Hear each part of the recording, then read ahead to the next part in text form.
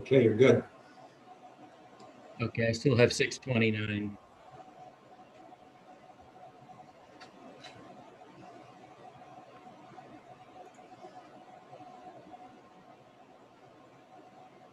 Good evening and welcome, everyone. It is now 6:30 and the November 9th, 2020 City of Cuyahoga Falls Council meeting is now called to order.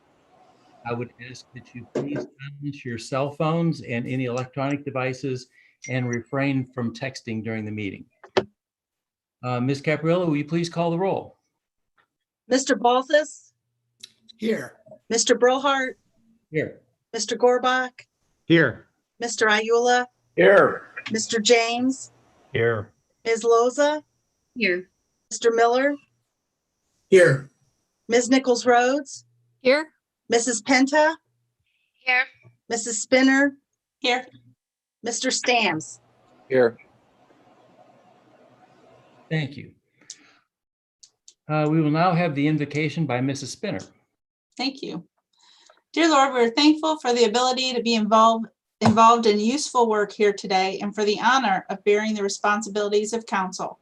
Please bless all present, including council, our mayor, cabinet members, Cuyahoga Falls City staff, and members of our community. Amen. Amen. Thank you. At this time, I would like to reinstate saying the Pledge of Allegiance. And, you know, we thought the form on how to do it, but the main thing is that we do it and say it. So I have a flag. And I know we're supposed to stand and put our hand over our heart, but at this point, I'll hold it up, and if we could, we'll say the pledge. I pledge allegiance To the flag of the United States of America, to the republic, for which it stands, one nation, under God, indivisible, with liberty and justice for all. Before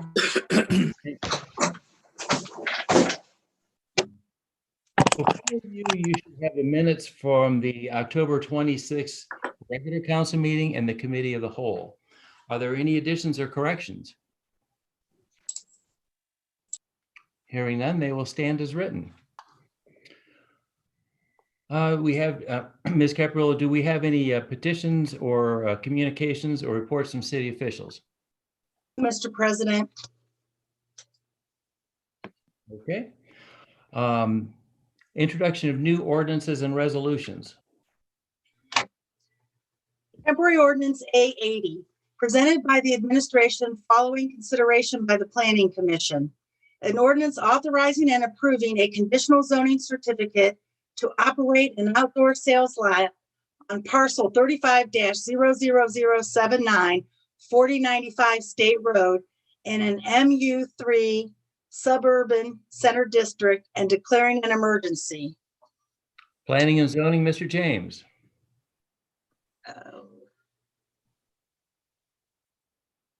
Okay. One moment, please. Okay. Temporary Ordinance A81, presented by the administration upon recommendation of the Planning Commission. An ordinance approving a zoning map amendment for parcel 02-00234, 2404 7th Street from R4 Urban Density Residential to MU4 Suburban Corridor as more fully described and depicted herein and declaring an emergency. Planning and zoning, Mr. James. Also, Mr. President, there will be a public hearing via Zoom on Monday, December 21, 2020 at 6:30 p.m. relative to the ordinance bearing temporary number 881. Temporary Ordinance A82, presented by the administration. An ordinance authorizing the mayor to enter into a contract or contracts without competitive bidding with Fidelity Security Insurance Company and/or its subsidiary, IMED Vision Care, for the administration of the city's fully insured vision services insurance plan for employees for a period not to exceed 1 year and declaring an emergency. Finance and appropriations, Mr. Gorbach.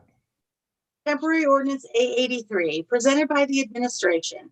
An ordinance authorizing the mayor to enter into a contract or contracts without competitive bidding with Guardian Life Insurance Company for the administration of the city's fully insured employee dental insurance plan for a period not to exceed 2 years and declaring an emergency. Finance and Appropriations, Mr. Gorbach. Temporary Ordinance A84, presented by the administration upon recommendation of the Traffic Committee. An ordinance amending the traffic control file by providing for installation of various traffic control devices and declaring an emergency. Public Affairs, Mr. Balfus. Temporary Resolution A85, presented by the administration. A resolution approving the Summit County Solid Waste Management Plan prepared by the Summit Akron Solid Waste Management Authority, doing business as Reworks, and declaring an emergency. Public Affairs, Mr. Balfus. Temporary Ordinance A86, presented by the administration. An ordinance approving and authorizing the mayor to execute and submit the annual action plan to the U.S. Department of Housing and Urban Development for program year 2020 and declaring an emergency. Community Development, Mrs. Penta. And that's all of the new ordinances. Thank you.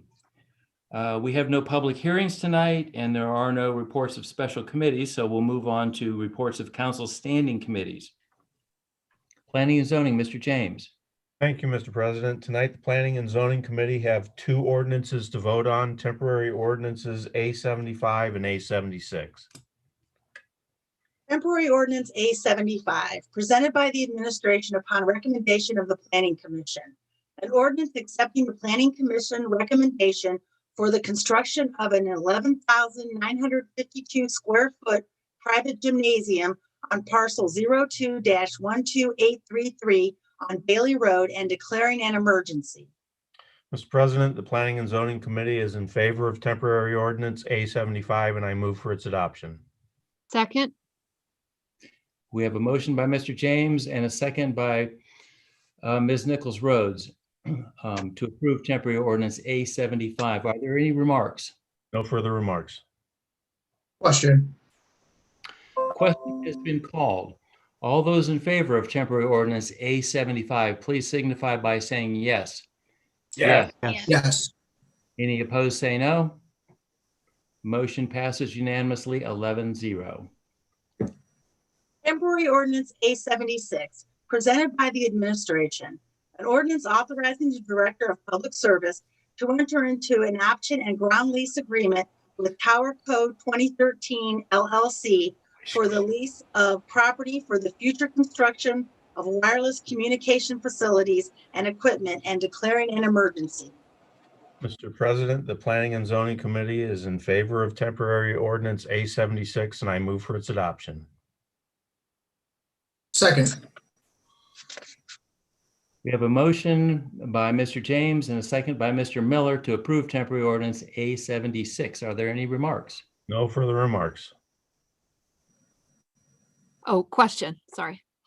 Question has been called. All those in favor of temporary ordinance A76, please signify by saying yes.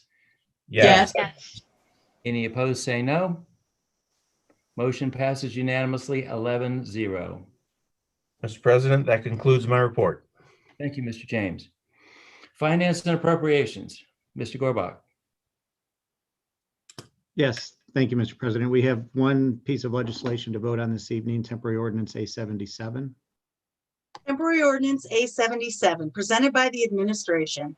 An ordinance authorizing the mayor to enter into an intergovernmental agreement with the Village of Silver Lake for the acquisition, installation, and operation of a consolidated computer-aided dispatch system to the Village of Silver Lake and declaring an emergency. The Finance Committee voted in favor of bringing out temporary ordinance A77 for a vote this evening, and I move for its adoption. Second. We have a motion by Mr. Gorbach and a second by Mr. Iula to approve temporary ordinance A77. Are there any remarks? I have none. Question. Question has been called. All those in favor of temporary ordinance A77, please signify by saying yes. Yes. Any opposed, say no. Motion passes unanimously, 11-0. That concludes our report. Thank you, Mr. Gorbach. Public and Industrial Improvements, Ms. Nichols Rhodes. I have no report this evening, Mr. President. Thank you. Public Affairs, Mr. Balthus. Thank you, Mr. President. We have one piece of legislation to consider this evening, temporary ordinance A79. Temporary ordinance A79, presented by the administration. An ordinance authorizing the mayor to enter into a license agreement with the Downtown Cuyahoga Falls Partnership for the purpose of constructing and maintaining signage for a historical walking tour in downtown Cuyahoga Falls and declaring an emergency. Mr. President, the Public Affairs Committee voted in favor of temporary ordinance A79, and I move for its adoption. Second. We have a motion by Mr. Balthus and a second by Mrs. Spinner to approve temporary ordinance A79. Are there any remarks? I have none. Question. Question has been called. All those in favor of temporary ordinance A79, please signify by saying yes. Yes. Yes. Any opposed, say no. Motion passes unanimously, 11-0. Thank you, Mr. President. That completes my report. Thank you, Mr. Balthus. Community Development, Mrs. Penta. No report, Mr. President. Okay, thank you. Moving on, schedule of our next meeting, which should be November the 16th. Planning and Zoning, Mr. James. Yes, Mr. President. Monday, the 16th of November at 6:30, and also there will be a public hearing again on December 21st at 6:30 for temporary ordinance A81. And I think you've got another one on November 23rd too, public hearing. Yes, that's true. Thank you. Finance and Appropriations, Mr. Gorbach. Yes, November 16th at 6:35. Thank you. Public and Industrial Improvements, Ms. Nichols Rhodes.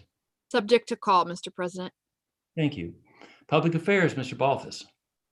Thank you, Mr. President. The Public Affairs Committee will meet on Monday, November 16th at 6:40. Thank you. Community Development, Mrs. Penta. We'll meet November 16th at 6:45. Okay, thank you. Under miscellaneous, do we have any miscellaneous business to come before council? I believe that we have two individuals that would like to speak tonight. Are they available? The first one that contacted me was a Mr. Newcomb. Yes, sir. Mr. Newcomb, if you wish to address council, you may. You have 3 minutes to address your concerns.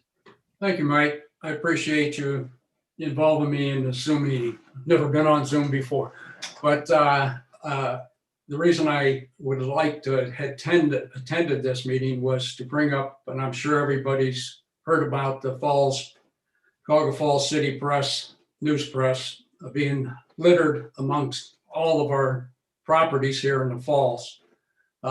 Nothing against the paper itself. It's just its delivery, which I don't consider a delivery. I consider it littering. They had been delivering it appropriately to the door of my house for quite a long time until they changed evidently the vendor who is responsible for this now. And if you just drive our streets, I'm sure you've seen them. They just, it's atrocious. It's not the city that I grew up in. I've been in this city for 60 years. And I just not used to seeing the trash laying out in people's driveways and their aprons and in the street. So I just wanted to attend to find out if there's any resolution possibly that we can come up with to end this. So basically that's why, and thank you, Mike, for the Pledge of Allegiance. I appreciate that. I am a veteran. Okay. Thank you for your concerns, Mr. Newcomb. You're welcome. Anyone else that wishes to speak before council? Going once, going twice? Okay. Mr. President, if Yes. I could, let me scroll through. I believe a resident is on.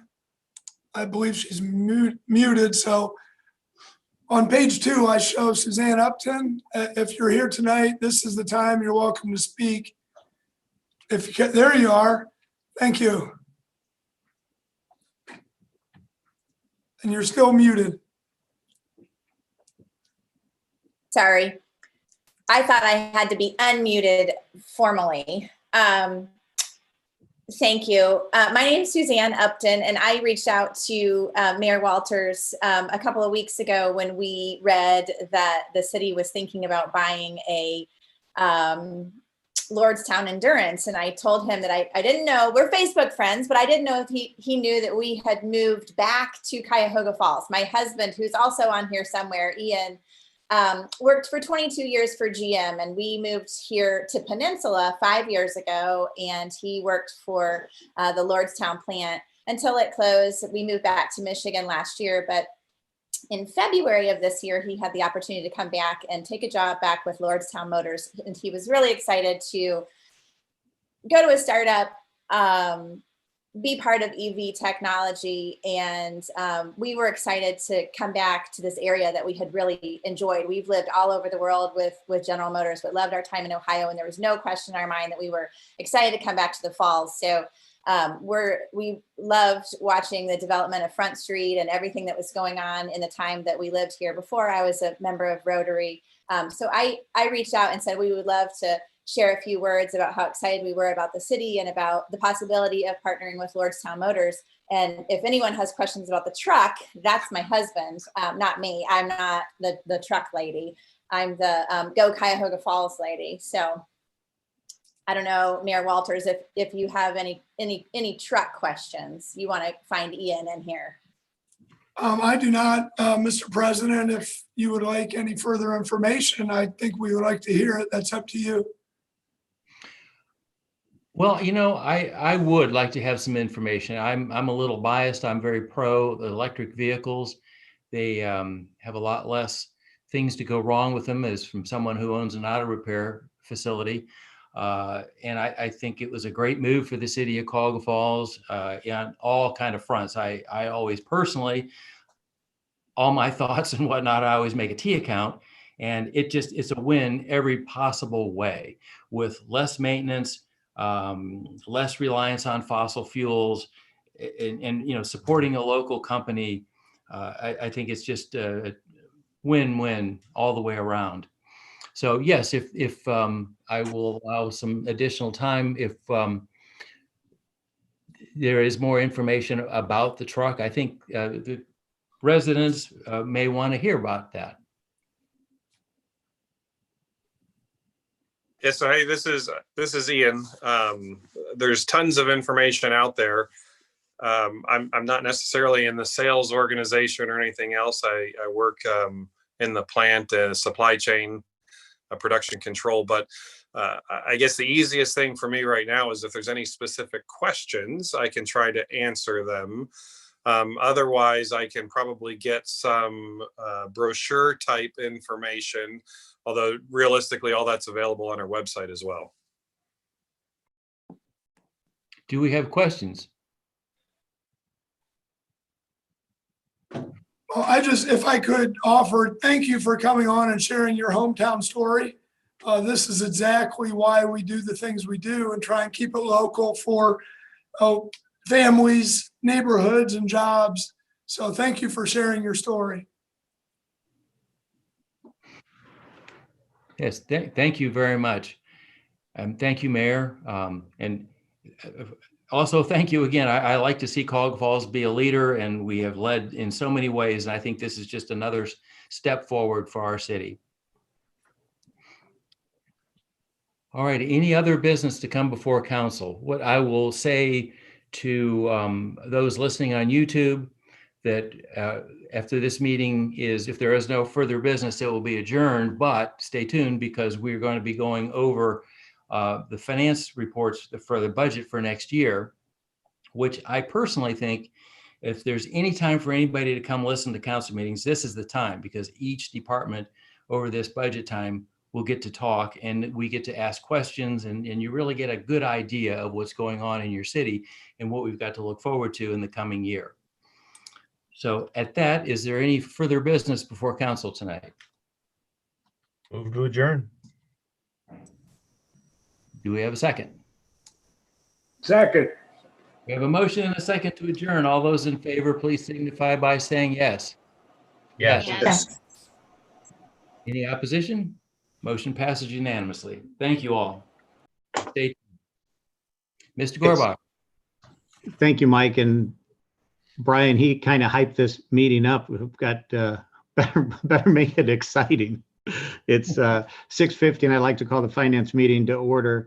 Tonight we'll be continuing to discuss the budget, temporary ordinance A78. I cannot recall if I have to read this each time, so I'm going to read it and then I'm covered. Temporary ordinance A78 presented by the administration. An ordinance establishing annual appropriations of money for the current expenses, capital expenditures, and other expenses of the city of Cuyahoga Falls for the fiscal year ending December 31st, 2021, and declaring an emergency. Tonight on the budget schedule, first of all, are there any open issues from the meeting from November 2nd? Were there any additional questions about anything regarding those departments? I'm hearing and seeing nothing. Again, this wasn't your only opportunity. You can ask questions about any department at any time throughout the process up until we vote on it. So let's go ahead and get started. We received budget department highlights from the finance department. Oh, I thought I lost my Wi-Fi again, Brian. When you switched that over, I saw my screen go blank. So that starts on page 5. The first department is street department.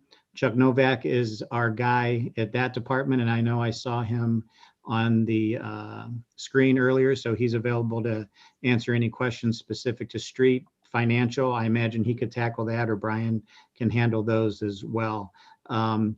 Did you have a synopsis you wanted to give us, Brian or Chuck, on street department?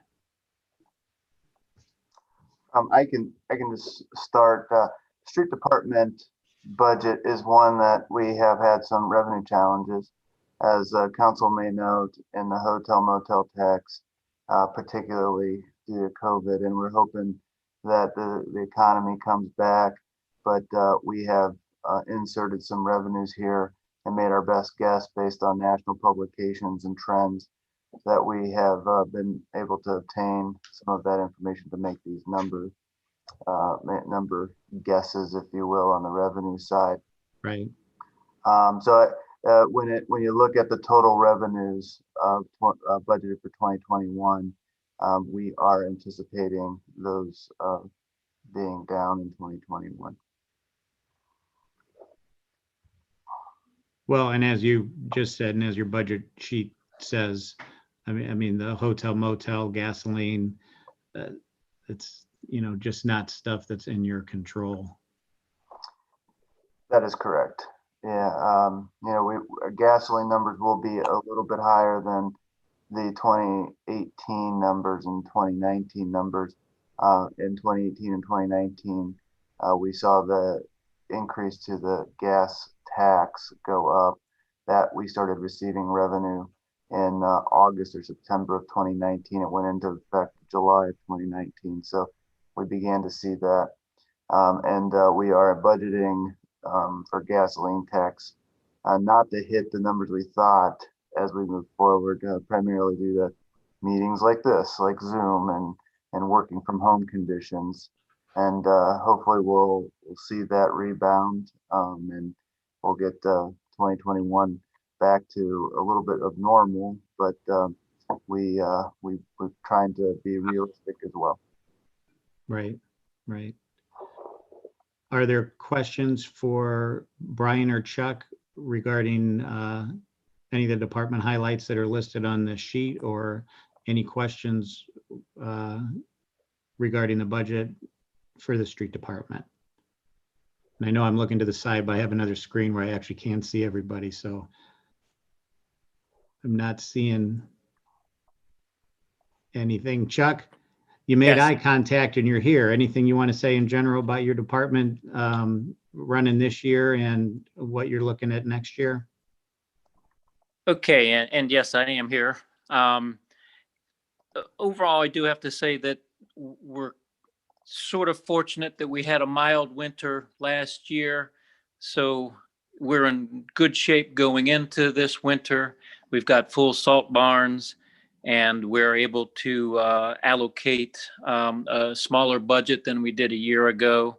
Mhm. And the plow blades and sort of the maintenance items that we typically have, we have savings like plow blades and cutting edges. We didn't go through those last year, so I didn't need to put them in this year's budget. So that was a big help for us. Other than that, the street department will still, provide all the normal services that we always do. Right. And which you have been throughout this difficult year. And you weren't on the meeting last week, but we kind of made reference the city as a whole continuing to provide the services that our citizens expect, even in a year like this with a lot of revenue downturn that just nobody in the country could have anticipated, and don't have a lot of real resources to combat. So we are fortunate. You make a good point about the mild winter last year. We're fortunate that we don't have to fill the salt barns up this year. Are there any questions or comments for Chuck or anything regarding the street department? Mr. Brillhart. Yes, Mr. Chairman, if I could ask Mr. Novak. Yeah. Approximately, have we had to go out and buy much salt for this year, and what are we paying per ton? Good question. We were able to fill up our salt barns at the end of last year. So back in like April or May timeframe, we went ahead and filled our salt barns. So everything is ready to go. We are paying the same price this coming winter as we did last year. General white salt, which is normally what we use, $71.89 per ton.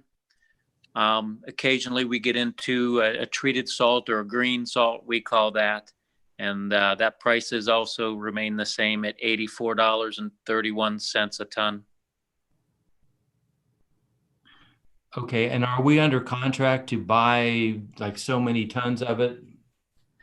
Yes, our allocation is 6,000 tons of white salt this year. And we are, as far as the contract goes, we need to purchase at least 80% of that. So that would be 4,800 tons.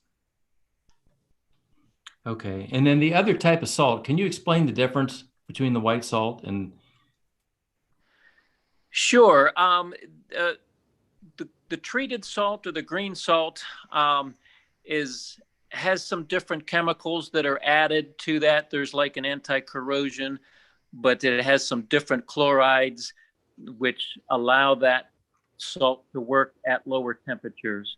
So because of the higher cost, we try to only use that when we get single digit type temperatures at really low temperatures where the regular rock salt, white salt, is not working or working too slow. Okay, thank you. And just another question. I know we mix with brine. How many of our trucks are we able to mix the brine in with the salt? Just roughly. We have 17 large trucks in the fleet, and every one of those trucks we're able to pre-wet at the spinner. Some of the trucks, probably half of them, have additional capabilities that can put down brine only, large amounts of brine only if we need to go to those measures. But we do try to use liquids as much as possible. We certainly are a pioneer, not only in Ohio, but across the country. We're known for our liquid program here. Thank you. And I just have to say this, we could take the border signs down all throughout the Summit County, and everybody's going to know where Cuyahoga Falls is because that's where the streets are clean. And we appreciate very much the hard work that you do. Thank you. Thank you, Mr. Chairman. You're welcome. Thank you. Any other questions or comments for Chuck? or Brian regarding the street department? No? Okay. Brian, do you want to say something? The State Highway Improvement Fund and the Municipal License Tax Fund on the same page of your budget department sheet, basically just used to purchase salt. That is correct. They have them in here as well. There is when we do get gasoline tax and motor vehicle license fees, we do have to distribute those to these other funds. And these funds are really only there to help purchase salt and take pressure off of the SCMR fund, the first fund that we described. And so we do just deposit the revenues there, and we pay for salt out of those two funds as well. And that's all we really do. State highway improvements there at fund number 202. And then motor license tax fund at 218 is the two that we use for salt purchases. Right. Okay. I just wanted to make sure they got talked about. Are there any questions about those two funds? No. Okay. Sanitation Fund. Chuck's still on this one for those that may not know, so he's available to answer questions regarding the Sanitation Fund. I guess I'll ask the same if you just want to give a brief overview of the fund, whether that's you, Chuck, or Brian. I can start. The fund itself is, we've had some expansion here in the city for residential services. And so when you look at the residential proposed budget there, it's due to that expansion of residential housing and things like that. We have maintained the same rate in the city in this budget, and so that's not going up in any way. And then on the expense side, we've managed the best we can. This year we are purchasing only one vehicle, trash truck, the large vehicle in this budget. We do have one concern as we move into the future, and that is on the recyclable side. We will generally see the operational services line item is the big one there, and that is primarily due to our recycling program and the costs that are involved to recycle that are out of our control, quite frankly. It's due to market forces, and those costs have been going up over the last several years. So that's why you see that number there. But other than that, we have tried to manage this fund pretty well. Okay, thank you. Are there any questions for Brian and or Chuck again regarding the Sanitation Fund? Mr. Brillhart? You're muted. Yeah, okay, I just took it. Back, if I could ask Mr. Novak or Mr. Hoffman, whoever could answer, on the recyclable materials. I know in the past, we probably could make some money on the metals. Is there anything, what would be the trend in the future that we know of in the coming year, perhaps? Are metals still going to be profitable? Any change in cardboard or paper or any of the plastics? Is there anything that, because all of us will get calls from constituents, particularly when the brown bags went away. What can we plan on maybe in the future for the prices of these things? Do we know? Well, I'll try to answer some of that there. As far as the market's concerned, as far as any part of it that is doing better than a year ago, cardboard certainly is doing a little bit better with so many people being home and ordering through Amazon and what have you. The need for cardboard certainly has increased here in the United States. So there is that market's coming back a little bit, but that's really not where anyone makes their money with the recycling programs like ours. Yes, aluminum still is going to be one of the higher rated commodities. And the other one that we're finding is the HDPE natural plastics. So that market, although only 1% of our what we collect from the city is that commodity, that market is doing really well. Okay, I'm back, you guys. Can you hear me? Hear you. Okay, thank you very much. Can you guys hear me? Yeah. Yes. Okay, sorry about that. I'm finding that at work, I think my server is set to do some kind of update, like at this time. So I apologize for that. But if you guys can hear me okay, are there, I know I just heard Chuck talking and Mike had a question. Are there any other questions regarding the sanitation fund? And clearly you'll have to say something because I'm trying to log in back right now. Hearing nothing, we can move to the electrical fund. And I saw Mike Doherty, you were on earlier. This is the fund that you almost need to learn another language because Mike likes to baffle us with his Star Trek descriptions of everything that they do. Brian, did you want to give an overview of this fund, or Mike, did you want to? Well, I can start. There isn't anything new on the electric fund in this budget. We've had, the same thing is happening in the electric department under residential. As the sanitation, we've had some expansion of housing in the city.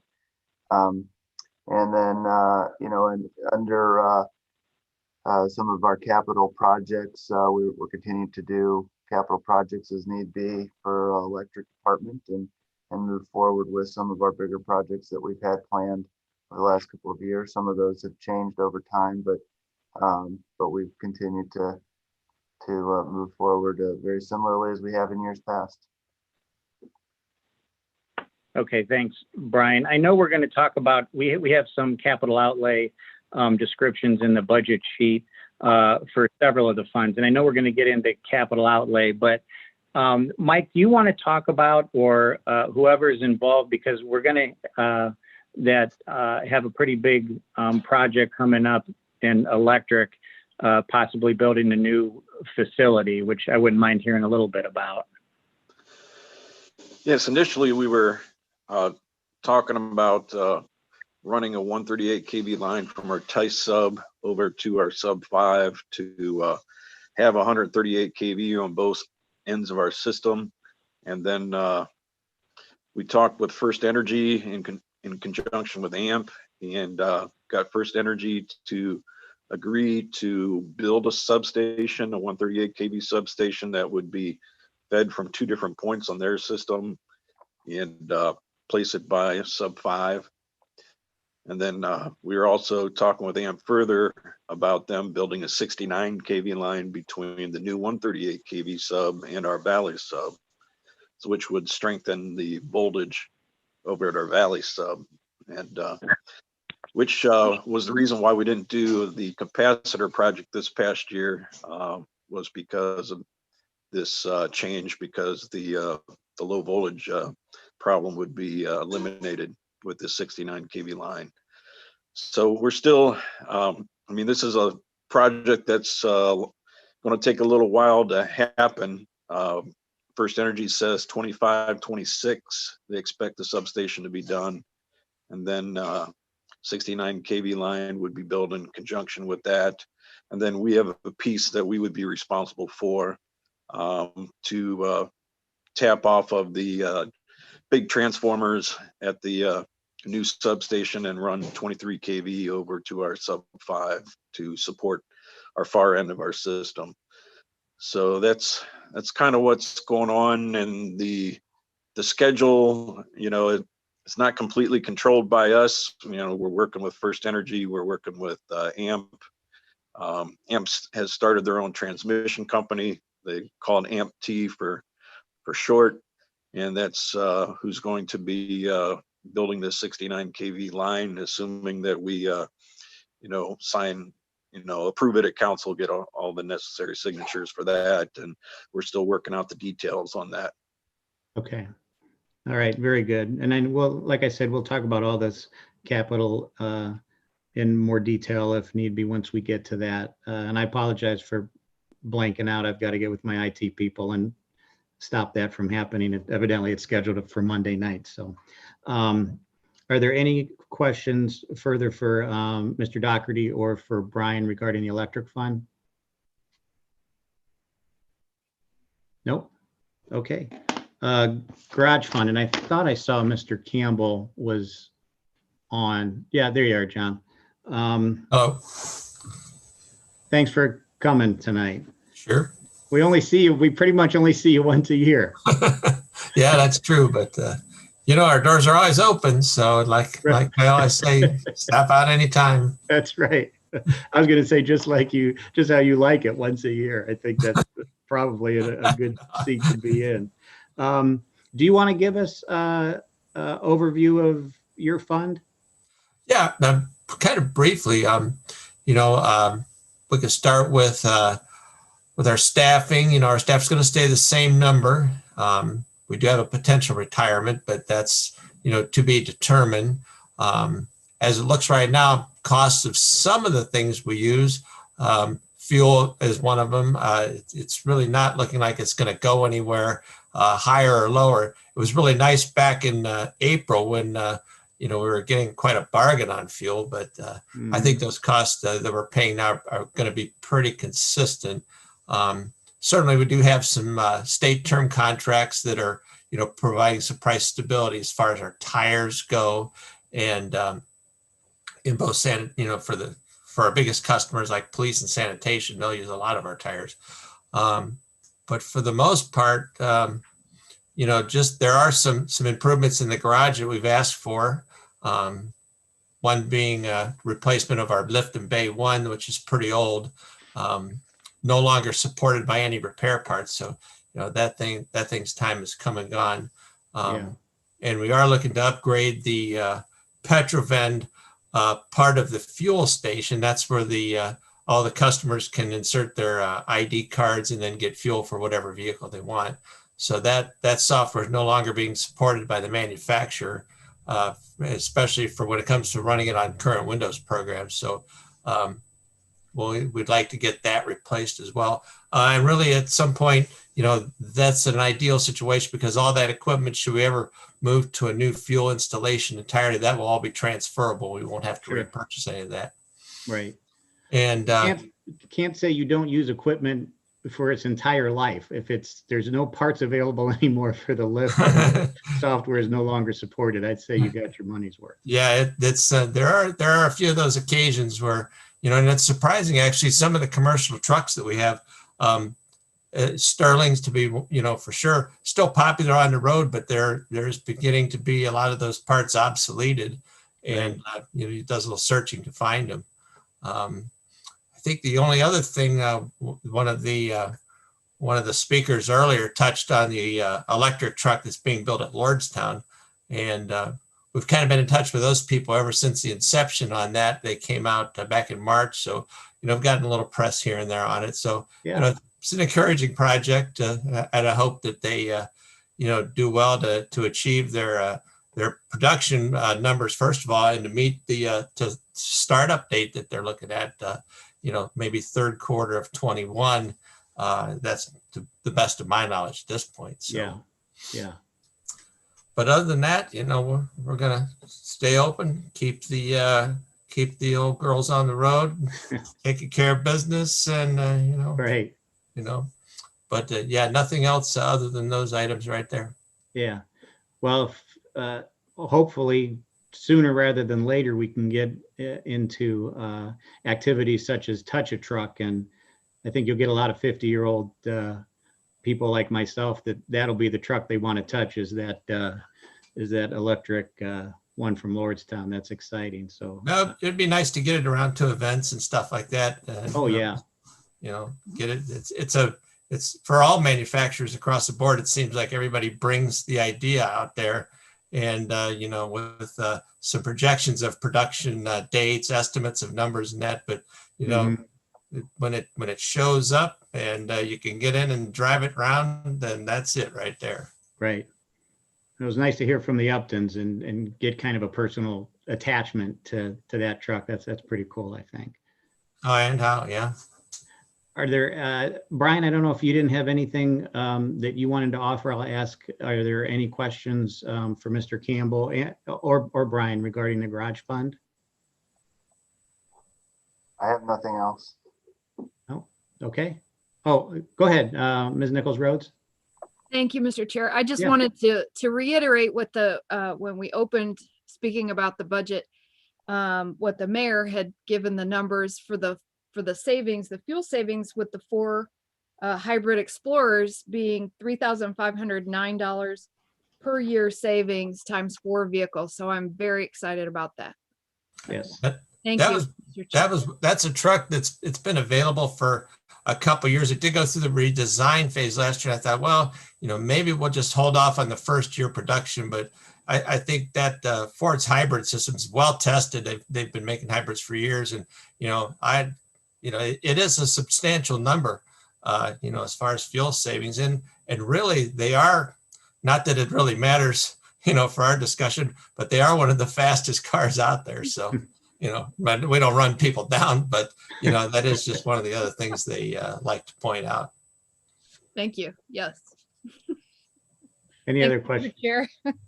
Any other questions or comments for Mr. Campbell or regarding the garage fund? No. Okay. I don't see any. Let's go to utility billing fund. And I know I said it, make eye contact, and you're not on video, Mr. Jones, but that's all I need, baby. How are you? I'm well, yourself. Good, good. Do you want to give us an overview of utility billing, how you guys have been doing through 2020 and what your budget's looking like for 2021? Sure. Obviously, there's been some adjustments that have need to be made. Some of the staff is working from home. Some of the staff is in the office. We had a couple retirements, so making some adjustments there. But generally speaking, we've adapted, I think, pretty well, given the circumstances. Moved a lot of our processes online, to allow people to continue to receive the same services that they always have, without necessarily being able to come into the office. As far as the budget goes, generally the utility billing budget is pretty static year to year, outside of, if we're making changes in staffing levels, but the budget moving into next year is remaining, pretty static and similar to what we were looking at this year. Right. Thanks. I want to applaud your department for canceling the credit card fees during this time and continuing to do so through part of next year. It's a revenue hit. I mean, and it's not something as a department head that you want to sanction and have to deal with, but I think it was the right move for the citizens, and I appreciate that. Yeah, I think, I don't want to take the credit. That's probably more of a decision made by the administration, but I think everybody thought it only fair that if people didn't have the option of coming into the office and paying, that, eliminating those fees in the short term was the right thing to do. Yeah, I agree. Are there any questions for Mr. Jones or Mr. Hoffman regarding utility billing? No? Okay. Thanks, Zach. Appreciate it. The storm drainage utility fund is next, and the water fund and the sanitary sewer fund. And I know I see, yeah, Russ Kring is here. Hi, Russ. And I think, Brian, you had sent out earlier today some of the projects, which I think it was important. We did have an increase to some services last year and to show what we were able to accomplish with those. So you had sent out 2 sheets, a spreadsheet showing the numbers. And then I think, Russ, you probably prepared the updates, update sheet for the 2020 project updates. Mr. Gorback, would you like me to share those on the screen here? Oh, yeah, if you're able to, sure. I didn't know if you only had the budget up there. I have them here somewhere. What did I do with them?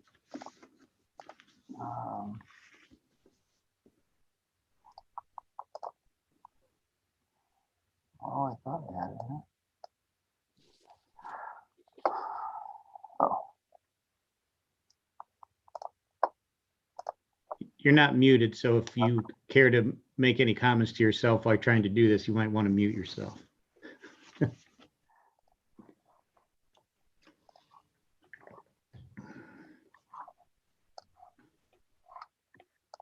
If you can't, that's okay. I mean, we all received it. I have it here. It is.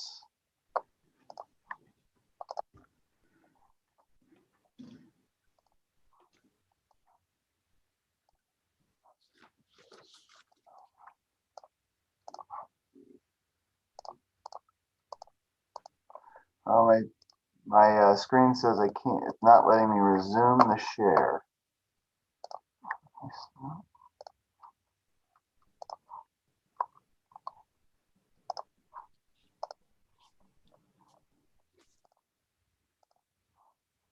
Maybe I don't know why it isn't allowing me to share this file or share my screen.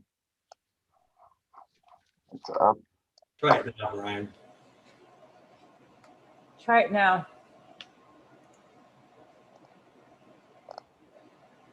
It's disabled. You want me to try to share, get it up and share There it? you go. Oh, If someone's sharing it. It's working now. Is this the report, right? You're saying? Yeah, right. Okay, good. It's sharing somehow. I don't know how. Okay. Don't touch anything. And don't ask me to come help you. Okay, so these items, and Russ had completed an update sheet. I don't know if it, so the Bullock water tank painting, that was completed.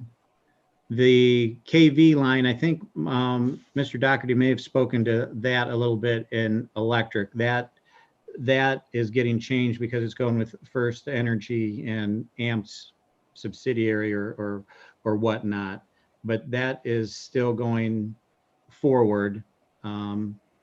But the other lines, I mean, it's important to note that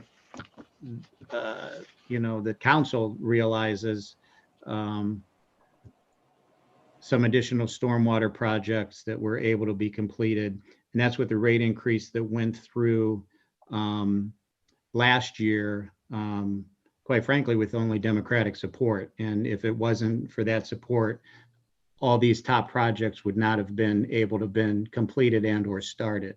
And there's a lot of them there and quite a bit of money, 1.8 million at the top. So Russ, do you want to talk about your, you've pretty much been doing this most of your time at the city, and I know you handle all of this stuff. Do you want to run through these and just give us an idea of how easy they are, how important they were to get done, kind of where you see us? Because this was created, I think, a few weeks ago, so it may need, at least the one that I'm looking at was from 10/26. Yeah, I can give you an update on the various projects. Obviously, with Russ, I'm going to interrupt you because I don't know if it's just me, but I can't hear you. I don't think I'm muted. Anybody else hear me? I still can't hear you. It's very soft.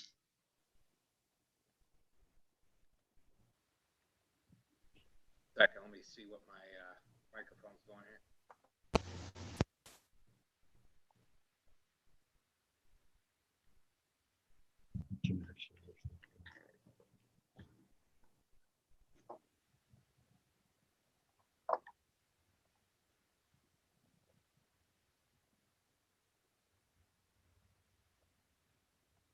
That ain't better?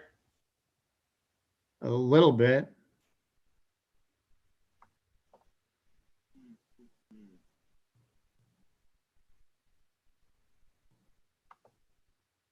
Would it be better if I called in? It might be.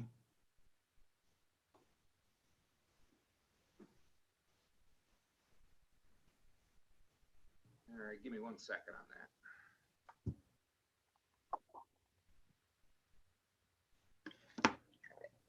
You need the meeting ID and the code for the audio. I probably do. Give me 1 second. You put it in the chat. Do you have the phone number? I'm getting that now. 1 second.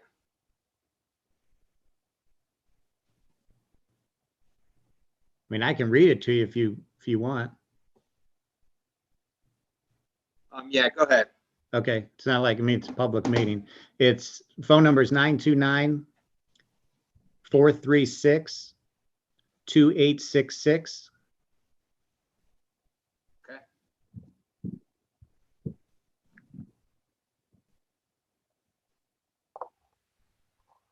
And now let me know when you need the meeting ID. Yeah, I'm ready for it. 576-192-9818.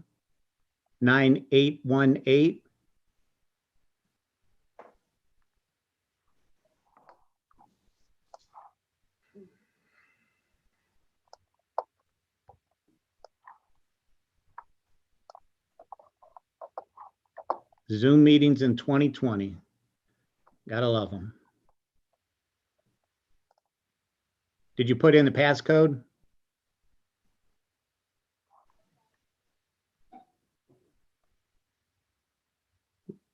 Russ, you need the passcode? 1 second.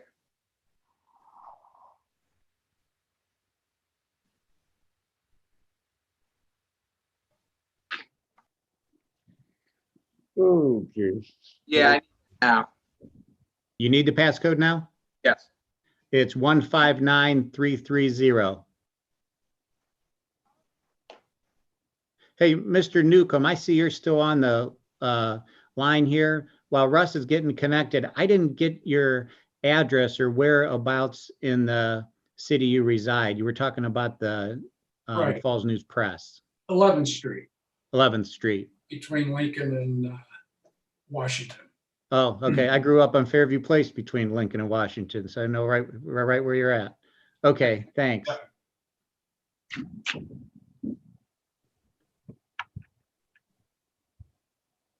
Can't hear you, Russ.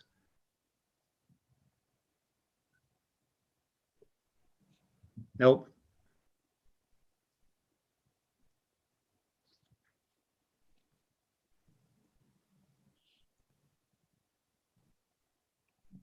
Nope.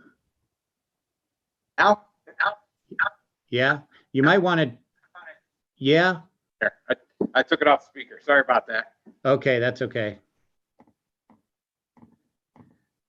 As a penance, you now have to discuss every department through the rest of the budget hearing process. Okay, yeah. This year, obviously with COVID, it's been a little challenging. We're still working on some of these projects that probably normally would have been done by this time of year, but any specific ones that you want to talk about, or you just want me to go through line by line? Yeah, I hate to say this, but you're still not real loud. So I'm not sure what the issue is. But here's my plan, is we're going to discuss stormwater, utility, water fund, and Brine, is Russ also doing sanitary sewer? Yes, he would be doing sanitary sewer. Okay. Russ, try the *6 key on your phone. Your phone seems to be muted still, and we're hearing you through your computer audio. So Russ, what Brian's saying is hit *60 on your phone. That unmutes your phone.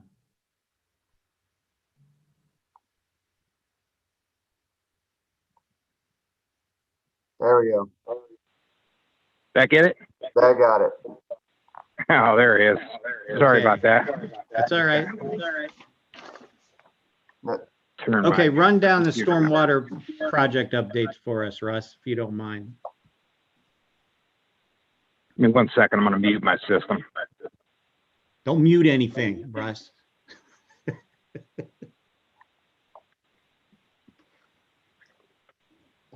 Okay, how's that? A lot You guys better. still hear me? Yeah, yeah. Okay. Sorry about that.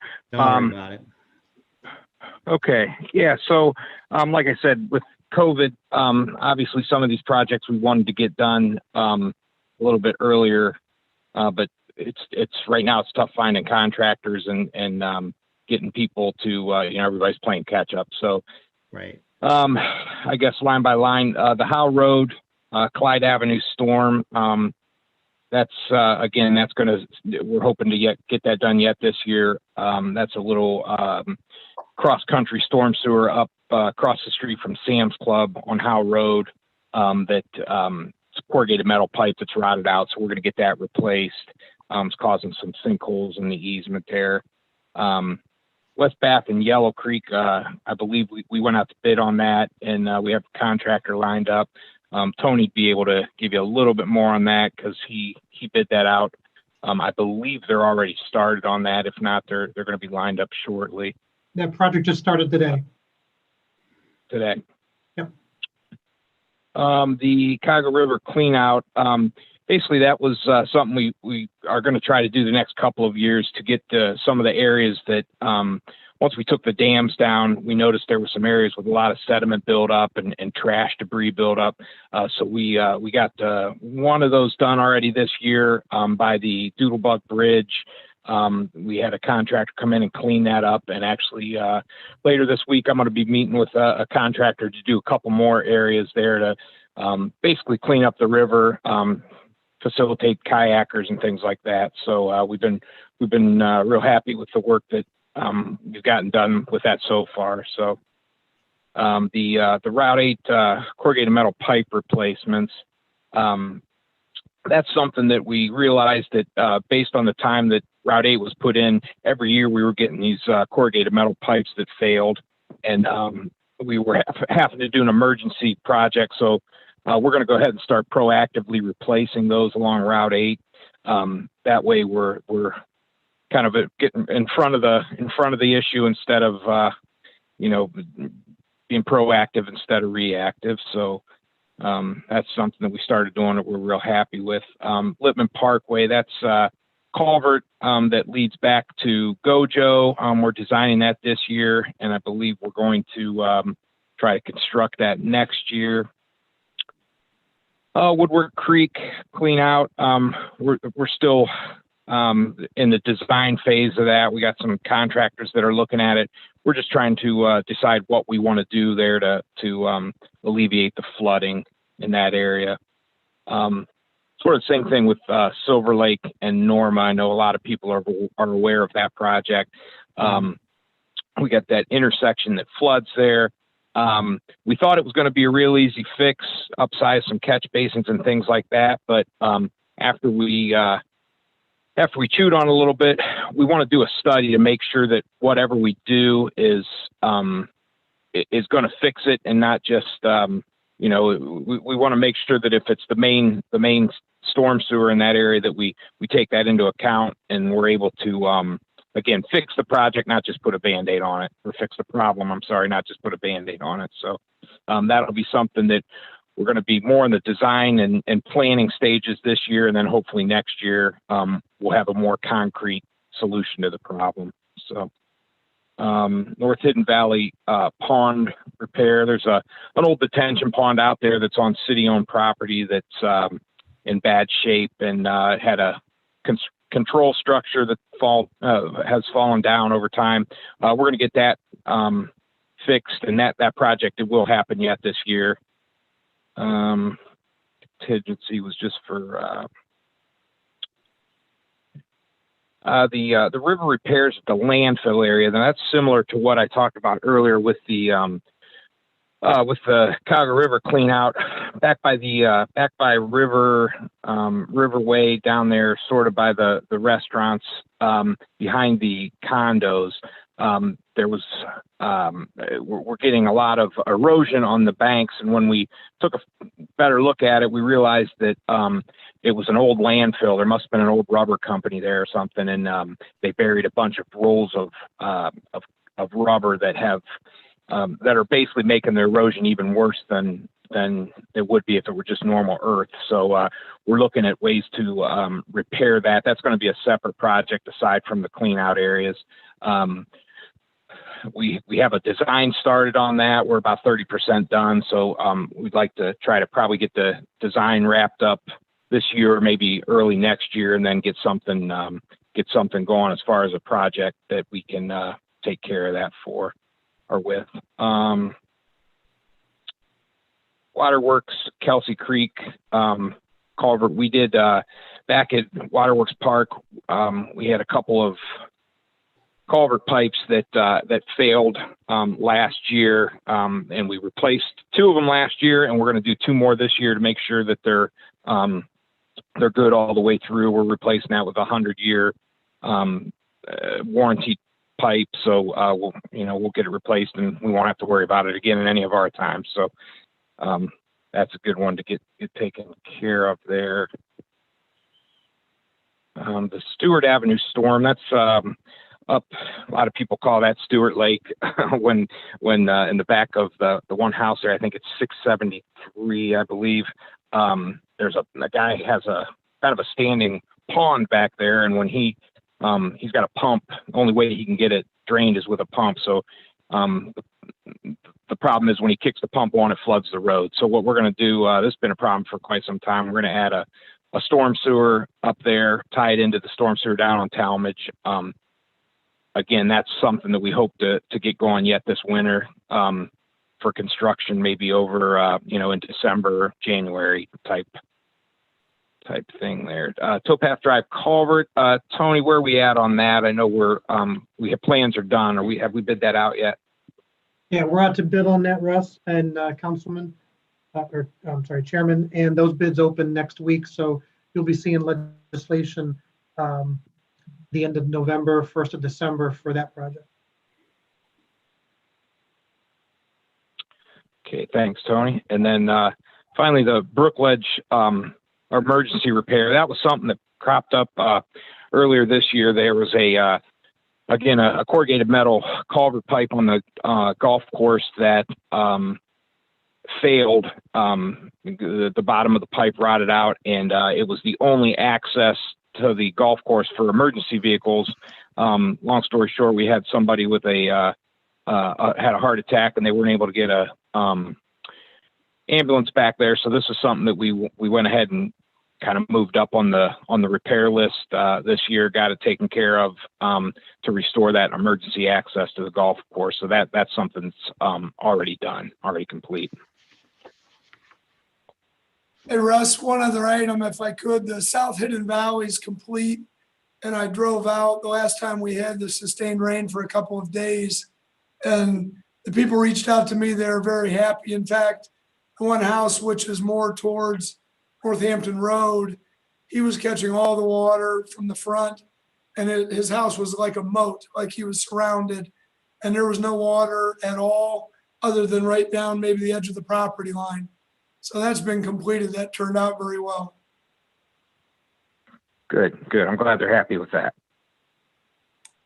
Thanks, Russ, for the update. One thing I failed to do, and I know I see Mr. Newcomb here because he's on video, but if there's any other resident on the line, if anyone from the public has any questions, comments for any department heads as we're going through this, certainly when I ask for comments, feel free to raise your hand or make yourself known. You're certainly welcome to ask any questions or get any further clarification on anything we're discussing tonight.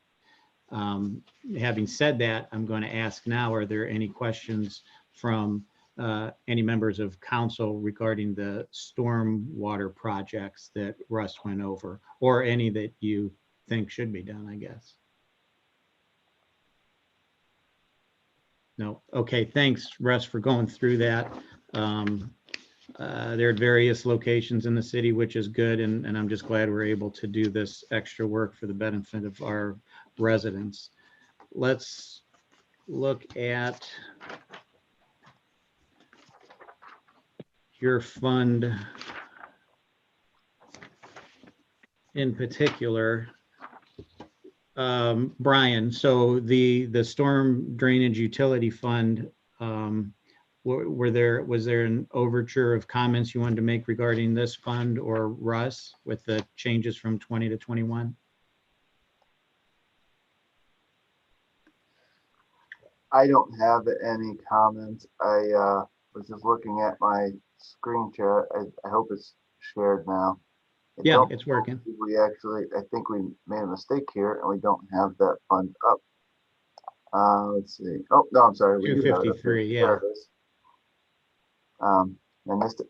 So, no, we are continuing with I would say a fairly good sized list of projects in 2021, 2022, 2023 of projects. It's hard to really map out 2023 and through 2025 in this fund, just because there are projects that tend to come up over, in the shorter term, and then they get added to the list as we have rain events and things like that. So right. I think Russ Kring has done a really nice job with Anthony Zumbo and identifying areas of the city, and I know that the stormwater is one of the areas that get a lot of complaints, and so I think they're doing a real nice job identifying those and getting those fixed and moving projects forward.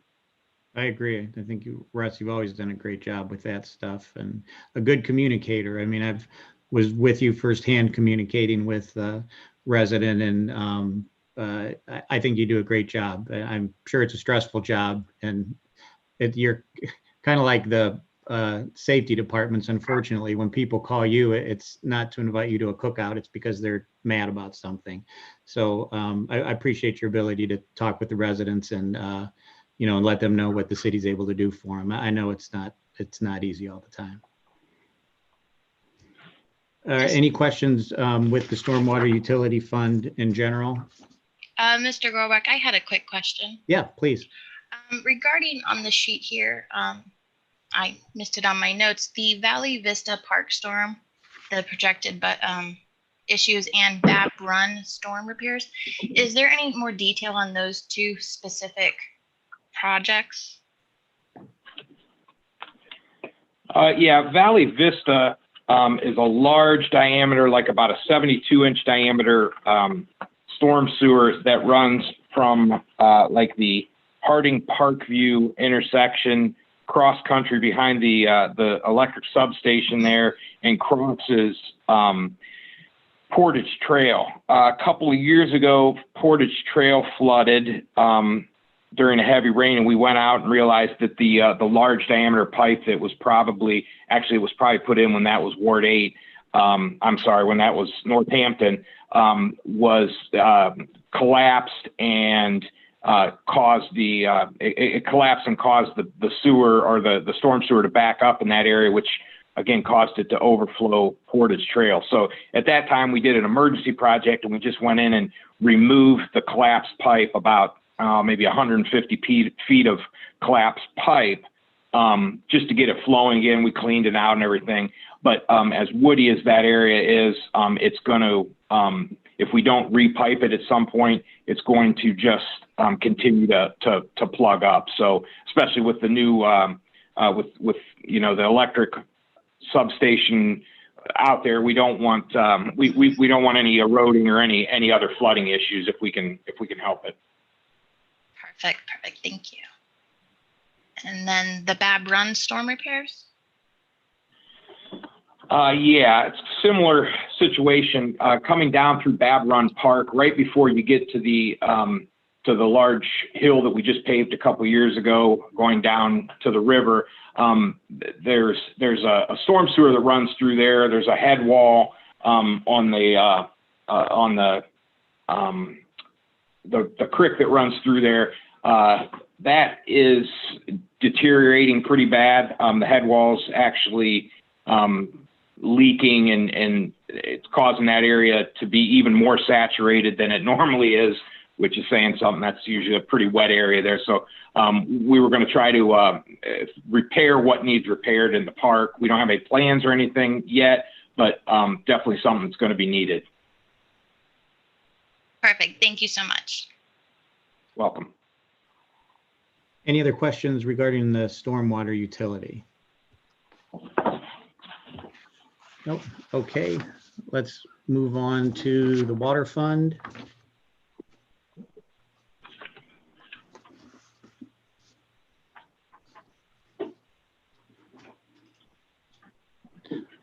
Brine, do you want to give a quick synopsis on the note decrease on the revenue, and then how that relates to the debt service? Okay, sure. On the revenue side, and you'll see it right here, we had 1.4 million in 2020 for notes, and these notes were taken out for the water line that runs from State to right about Bath, all the way down that stretch of Graham Road. And so there were a couple of pretty costly breaks out there, and so it was determined that we would replace that water line several years ago. When we went out and did the bonds this year, we locked in the rate and did a 20-year bond of that debt. And so we put 1.4 million into that bond. And so we don't have a revenue line item there. The way notes work is it's a 1-year debt or a 1-year loan. You pay off the note and then you bring in revenue to pay off that note. So it's sort of like a cycle of bringing in revenue and paying the note, bringing in revenue, paying the note. When you bond it out, it is just a straight expense line item. So you're not bringing in any more revenue each year. You're just paying out the expense. That is down here in the principal interest payments that you see budgeted for this year. We had very little debt in this fund. We've paid most of it off. And after this year, we're paying most of it off. And next year, we'll see that one bond that's going to be outstanding here in the debt service line. Okay. I don't know if that made sense or not. Well, I think it made sense. I just wanted to make sure it was discussed for council's benefit, just when you look and see that.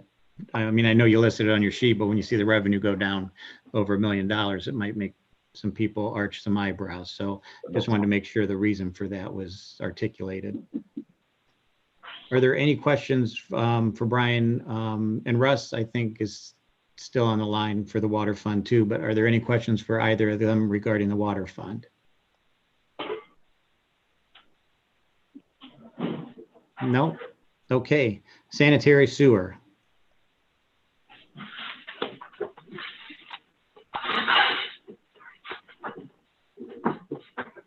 Are there any questions regarding this sanitary sewer fund?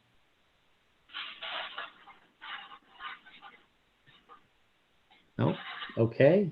That is all I have tonight. I'm going to ask one more time. So are there any questions or comments regarding any items we discussed tonight for the budget from anybody? Did we get any, and I guess I need to make sure, Dana, I'm talking to you. Did we get any questions emailed or anything that came in from anybody? No? Okay. All right. Very good. Okay, with that, then we'll just carry this over to November 16th and